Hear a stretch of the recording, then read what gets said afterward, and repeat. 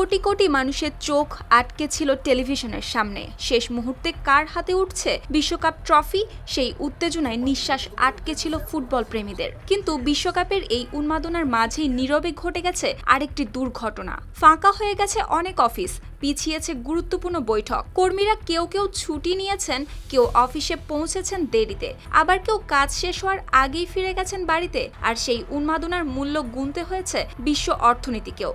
মাত্র এক মাসের বিশ্বকাপে বিশ্বজুড়ে উৎপাদনশীলতার ক্ষতি হয়েছে প্রায় 17 বিলিয়ন বা 1700 কোটি মার্কিন ডলার। আর এই ক্ষতির সবচেয়ে বড় ধাক্কা লেগেছে টুর্নামেন্টের আয়োজক দেশ যুক্তরাষ্ট্রে।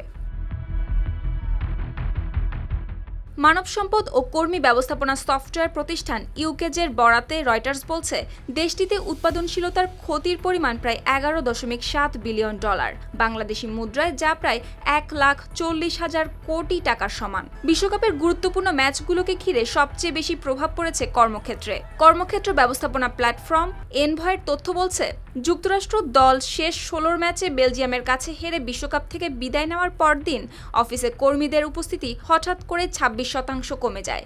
শুধু তাই নয়, ক্লায়েন্ট মিটিং, চাকরির সাক্ষাৎকার এবং ব্যবসায়িক বৈঠকের সংখ্যাও কমে আসে প্রায় 32% পর্যন্ত। এমন পরিস্থিতির নাম দেওয়া হয় নকআউট টিউসডে।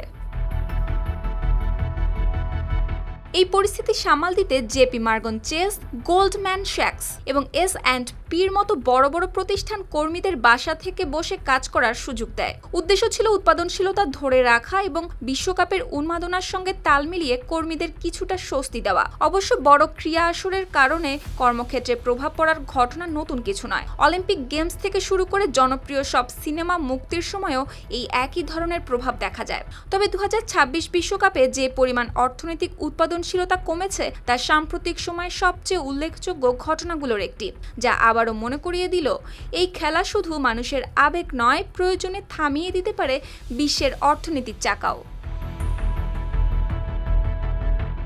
সুপ্তি রায়, RTV।